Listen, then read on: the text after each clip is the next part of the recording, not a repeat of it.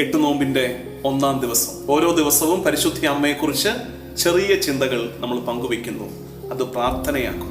ആദിമകാലത്ത് സഭയ്ക്ക് നല്ല പ്രബോധനങ്ങൾ നൽകിയ പിതാക്കന്മാർ പരിശുദ്ധ അമ്മയെക്കുറിച്ച് പറഞ്ഞത് നമ്മൾ ധ്യാനിക്കും. രക്തസാക്ഷിയായ ജസ്റ്റിൻ, അദ്ദേഹം പരിശുദ്ധ അമ്മയെക്കുറിച്ച് പറയുന്ന ഒരു വളരെ പ്രധാനപ്പെട്ട ചിന്തയുണ്ട്.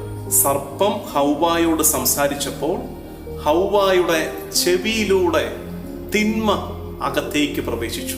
ആ തിന്മയാകട്ടെ ഹൗവായിൽ തിന്മയുടെ ഫലം, എന്താത്? അനുസരണക്കേടിന്റെ ഫലം പുറപ്പെടുവിച്ചു. ഇനി മറിയത്തിലേക്ക് വരിക.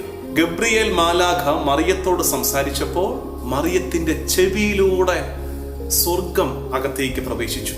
സദ്വാർത്ത, നന്മ അകത്തേക്ക് പ്രവേശിച്ചു. അതാകട്ടെ മറിയത്തിൽ അനുസരണത്തിന്റെ ഫലം പുറപ്പെടുവിച്ചു. നമുക്കുള്ള ചിന്ത എന്താണ്? നമ്മുടെ ചെവിയിലൂടെ എന്താണ് പ്രവേശിക്കുന്നത്?